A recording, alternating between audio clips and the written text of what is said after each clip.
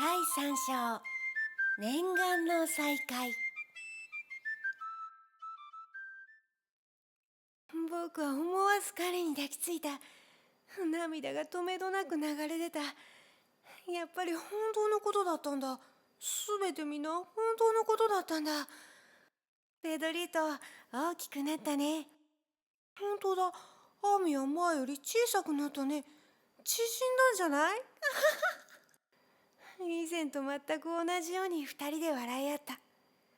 突然僕はテントの中で僕を待っているビクトルのことを思い出した。前の時はおばあちゃんで、今度はいとこか。君は本当に取り越し苦労せずには生きていけないみたいだね。アミは以前と同じように僕の考えていることをキャッチしていった。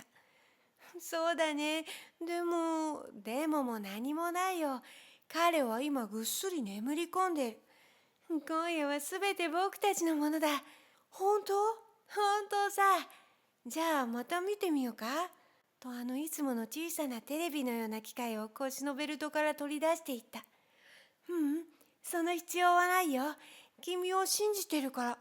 へえ、それはもう一歩前進したということだよ。何かを信じられるようになったわけだ。何が言いたいの？ペドリート、君が今日ここに来たのは君の疑惑をはっきりさせるためじゃなかったのかい？そう言われて僕は少し考えた。確かにアミの言う通りだ。僕はアミの存在を疑った。それをはっきりさせるためにここに来たんだった。本当来てよかったよ。これでアミが本当にいるということがはっきりしたんだからね。でも僕が帰ってしまったらまた疑い始めるんじゃないの？すべてが夢だったんじゃないかって。もう絶対疑わないよ。君は本当に現実にいるんだからね。と言って僕はアミの肩に触った。でも以前だって今と同じように現実だったんだよ。それなのに君は疑った。確かに君の言う通りだよ、アミ。でもどうして人はこう疑ったりするんだろう。それはね、ペドリート。頭脳にはいろいろ異なったレベルがあって、時によりあるレベルから別のレベルへと接続が変わるんだよ。同じ人がある時はとても乱暴で残酷になるし、また別の時は温厚でとても優しい人にもなる。もしその人が高いレベルにいれば、素晴らしい体験ができるようになる。例えば僕と出会えたり、大きな真実を理解できたり、自分の夢を実現させたり。でももし低いレベルにいるとすれば、こういった高いレベルとはつながらない。たとえ以前はそれを知っていたとしてもね、疑い出すから。もう絶対疑ったりしないよ、アミ。でもどうして去年の夏、僕に会いに来てくれなかったの？僕はちゃんと本を書いたのに。アミは笑って、僕がすぐにまた来るとでも思っていたのかい？はっきりいつとは言わなかったろ。君は内面の平静を保つ能力を育てていかなければならないんだ。短期は宇宙と調和しない。すべてのことにはそれぞれ時期というものがある。さらに君の疑いの気持ちはコンタクトに必要な条件を満たしていない。だけど君はちょっと例外だ。たとえ時々僕の存在を疑ったりするとしてもね。本当にごめんね、アミ。もう決して今度のようなことを繰り返さないと誓うよ。アミは入り江の反対側にある温泉場の光を見ながら夜の潮風を深く吸い込んだ。ともあれ宇宙はすべて完璧だ。行こう。銀河系の散歩に連れてってあげるよ。ヤッホー！でも円盤はどこにあるの？水の中？いや、そこだよ、そこ。上。と言って空の方を指さした。僕は彼の示した方を見上げた。でもそこには天空に散りばめられた数多くの輝く星が見えるだけだった。どこにあるの？僕には見えないよ。視覚不能な状態にあるんだよ。行こう。君に紹介したい人がいるんだ。一人で来たんじゃないの？いや、というと彼は腰のベルトから小さな機械を取り出した。知らない人と一緒に円盤に乗るなんて最初は全然気乗りがしなかった。僕はまたアミと二人きりで宇宙へ行きたかったんだ。どうやって円盤に乗るの？その瞬間、黄色い強い光が僕たちを照らし出した。同時に自分の体が空中に浮き上がっているのに気がついた。でもこれは前に体験していたことなので、それほど驚かなかった。僕たちの頭上にぽっかりとお腹に穴の開いた円盤が見えたと思うと、すぐに僕たちは円盤の中の僕の知っているあの小部屋に立っていた。感激で胸がいっぱいになった。どうしたの、ペドリート？アミが笑って聞いた。君は泣き虫だな。だって、また円盤に戻ってこられて、なんだか信じられないよ。でもこれは夢じゃなくて現実なんだ。アミ、ありがとう。何一人で感激してるの？もし君が疑ったりしなければ、こんなことは君にとっていつだって当たり前のことなんだよ。さあ行こう。操縦室に君に会わせたい人が待っているんだ。こっちだよ。おいで。僕は何の期待もなくアミの後についていった。オフィルで奇妙な容姿をしたいろんな人たちを見ていたので、どうせまた緑色の顔をした人でも待っているんだろうと思ったからだ。操縦室に入ると、ほぼ人間の容姿をした風変わりな女の子がいた。色白で痩せていて、耳の先はピンととんがり、紫色の瞳をしていた。長いバラ色の髪の毛に布製のちんけな蝶のリボンをつけ、ゆったりとした青いつなぎを着ていた。まるで異様なものを見るように僕をじっと見ていた。かなり不愛想だし、はっきり言って少しも可愛いとは思えなかった。アミは彼女と僕には全く理解できない言葉で話し始めた。会話の中で僕の名前を言ったことだけは分かった。ビンカを紹介するよ。アミは僕に言った。さあ挨拶して。アミは僕と彼女にそれぞれの言葉で言った。お互いに知り合えて嬉しいという気持ちもほとんど湧かず、ただ不愛想に相手を見た。彼女は痩せた長い腕を僕の方に差し出してきた。彼女の手に触れるのは正直言ってちょっと抵抗があった。でもそこは礼儀正しく、そしてそっと彼女の指に触れ握手した。ちゃんと5本あった。温かくて柔らかな感触が僕の手に伝わってきた。よろしくと言うと、皆がやるように頬にキスしようと彼女に近づいた。途端に彼女は驚いて、何かわけのわからない言葉をつぶやくと、さっと頬を退けた。アミは大笑いをした。そして彼女の言葉で、これは後になって分かったんだけど、僕の星ではごく普通に行われている挨拶の仕方なんだと教えた。彼女の星ではそんな風にはしない。習慣の違いだよ。アミは笑いながら僕に言った。オフィルではキスを交わすのはごく普通のことだった。ということは、彼女の星は文明世界じゃないんだ。その通りだよ。ほぼ地球と同じくらい遅れた世界だ。少し二人で話し合ったらいい。これを耳につけてね。翻訳機だ。と言ってアミはコードレスの補聴器のようなものを僕たちに一つずつ手渡した。さあ話してごらん。二人でいろいろと。それぞれ別の言葉で話しているが、翻訳機を通してその役が聞こえてくる。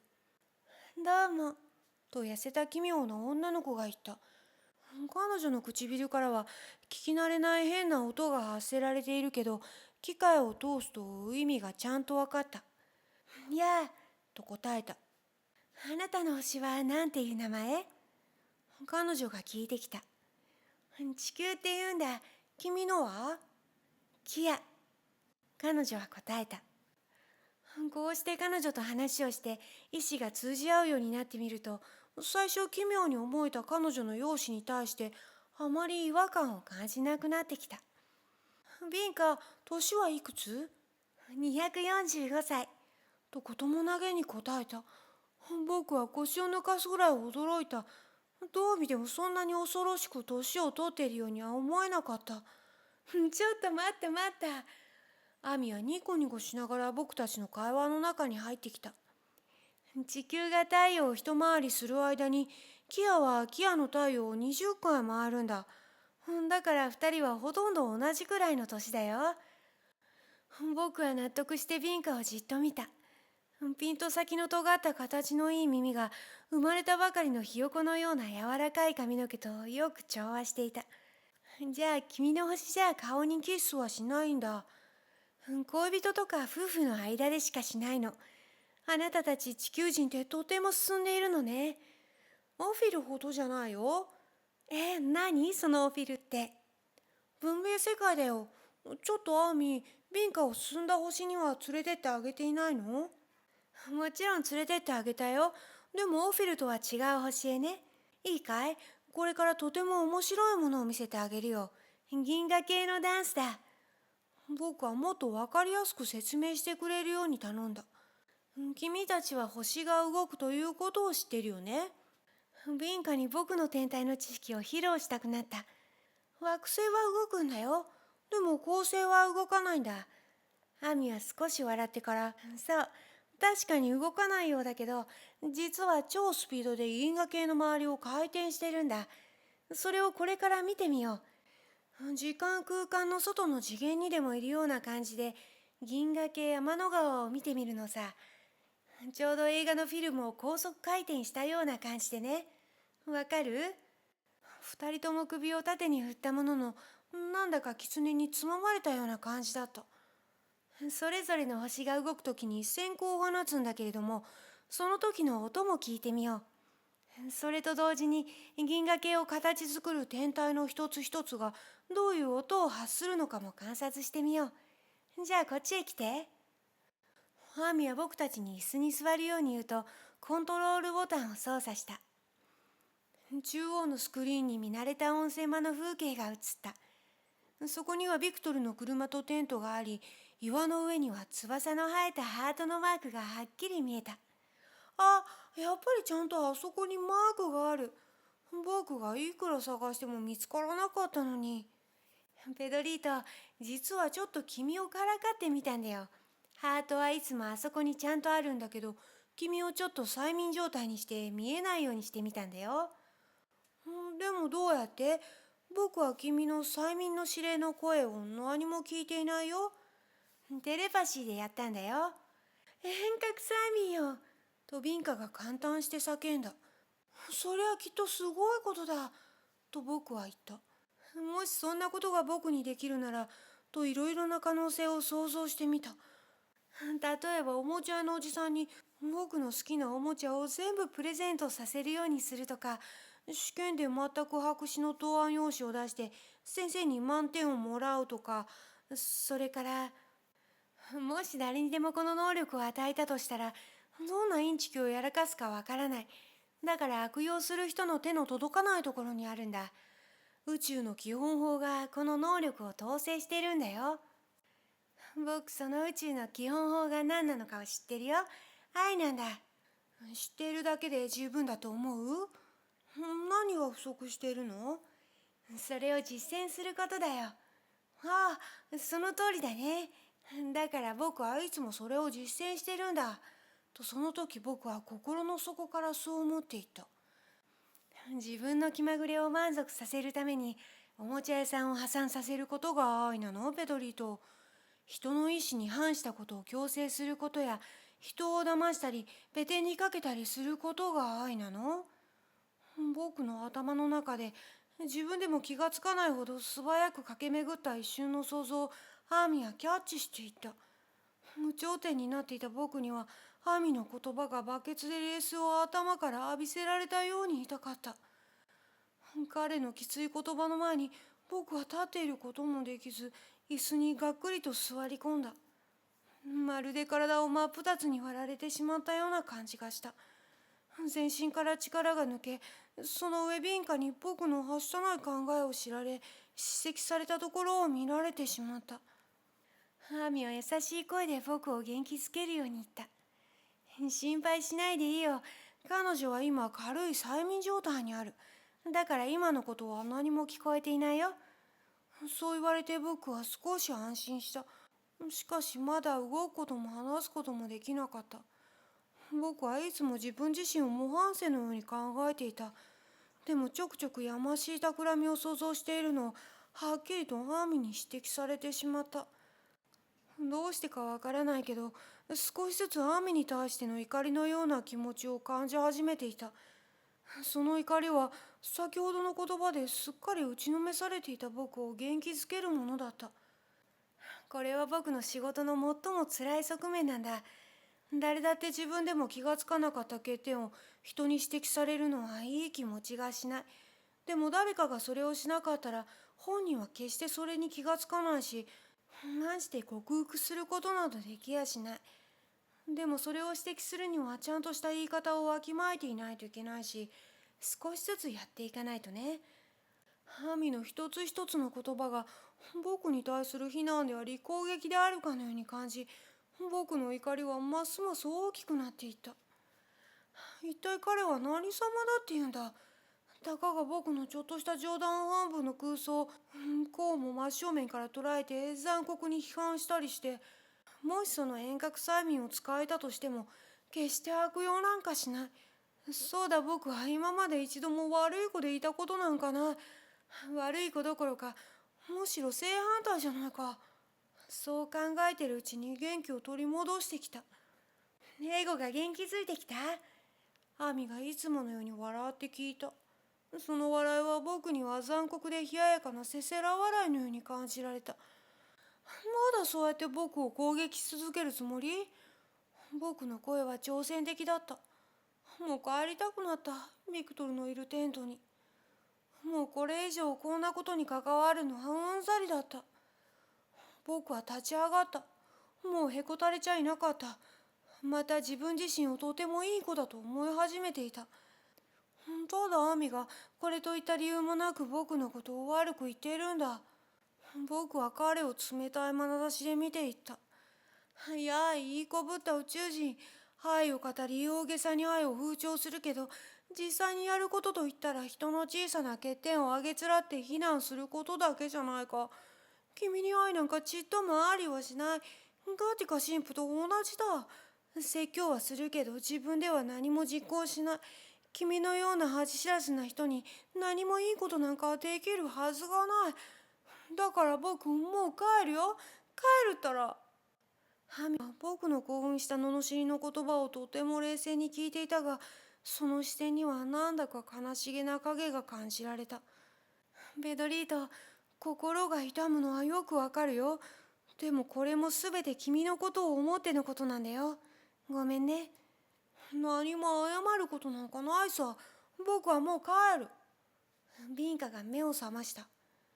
ペドリート、帰るってもう帰るの？もっといろいろな話がしたかったのに、あなたのことや地球のことについて。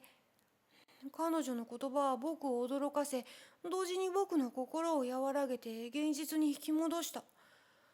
僕は深いため息をついた。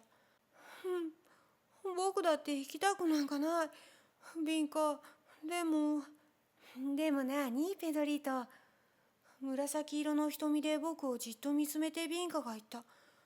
僕はその時初めて彼女をとても美しいと感じた。どうして行かなくちゃならないの？行くって？僕が？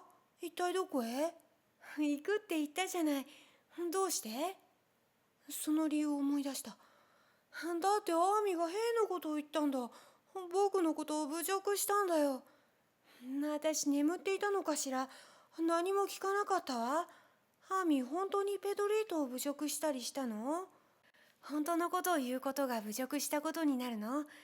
ただ間違ったことを指摘してあげただけなんだよ。それが彼のエゴを傷つけてしまったんだ。でもそのうち収まるだろうよ。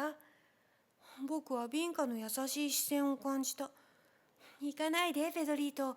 話したいことがたくさんあるし。僕も全く同感だった。彼女のすべてを知りたかった。ハミはまた冗談を言った。禁じられたロマンスはそのくらいにして、これから銀河系のダンスを見てみよう。君たちにはそれぞれパートナーがいる。前回未来を覗き見たときに、それぞれに自分の双子の魂を見せてあげた。まだ実際に出会っていないとはいえ、そのことに忠実であるべきなんだ。自分でも変だけど、彼女にもう定められた相手がいるのかと思うと、なんだか嫉妬のようなものを感じた。アミ、考えすぎないでね。私、ペドリートとお友達になりたいだけのことだから。知り合ってもいない人に誠実でいなきゃいけないっていうのは難しいね。と僕は言った。いや、もう知ってるんだよ。たとえ未来でのほんの一瞬の出会いだとしてもね。それに君たちが知ってる五感以外にあるもう一つの別の感覚。たくさんのことを可能にするその感覚を通して、ずっと未来に出会う人をキャッチし感じ取ることができるんだよ。テレパシーのこと？テレパシーは思考と関係している。今言っている感覚はもっと感情に関係していることなんだ、ペドリート。君は自分のパートナーの存在を感じたことはない？これはあまりにもプライベートな質問だった。時々夜一人の時、どこかで誰かが僕を待っているような気がする。考えるの？それとも感じるの？多分感じるんだと思う、その時は。その時その瞬間、その人を愛することができる？わかんない。多分できると思う。じゃあその高度な感覚が発達しているんだ。人間として進歩するには、この感覚を発達させなくてはならない。この感覚のおかげで、我々は思考やその他の感覚を必要とせずに精神的なものをキャッチすることが可能になるんだ。そうやって良い人かあまり良くない人か、嘘か真実かを見分けたり、本当の愛や神の存在を感じ取ったりすることができるようになるんだよ。私の星屋では神を信じていない人が大勢いるわ。とビンカが言った。この感覚があまり発達していない段階では、信仰というものは必要だ。でもその後は、もう信じる信じないの問題じゃないんだ。ただただ神のその素晴らしい存在を感知するだけで十分なんだ。こうやって神の姿を全く見る必要もなく、我々は神に愛を捧げることができるようになるんだ。またこの高度な感覚によって、我々の未来のパートナー、双子の魂を感じ取ることも、それに忠実になることもできるんだよ。たとえまだ実際には目の前にいないにしてもね。僕は未来の日本の女の子のことを考えた。でも何も感じなかった。ハミの言った感覚が僕には発達していないのか、それともビンカの突然の出現が何か僕に電波妨害のような状態を起こさせているのか。さあ、これからとても素晴らしいものを見せてあげるよ。でもその前に円盤の内部にある汚れを取り除かなければならない。そうしないと悪い脳波による電波更新を起こしかねないからね。アミは僕の日本の女の子に対する後ろめたい思いを見抜いてる。罪悪感を覚えた。ペドリート、今はそれをちょっと置いておく必要があるよ。そうだね、アミ。もうそのことを考えるのはよすよ。僕の言いたいのは、僕に恨みを持たないようにということだよ。なんだ、そのことだったのか。僕はまたてっきりビンカの出現によって感じ始めた彼女への強い思いのことかと思っていた。でも幸いにもアミはそれに気がついていなかった。じゃあまた友達？アミは微笑んで僕に手を差し出してきた。彼と友達でいられない理由は何一つなかった。友達だ。僕たちはまた今までのように仲良く握手した。ブラボー！耳の先がとんがった女の子は喜んでいった。ブラボー！じゃあこれから銀河系のコンサートを見ようよ。ダンスだよ。でもコンサートでもあるね。じゃあ座ってペドリート。とアミが言った。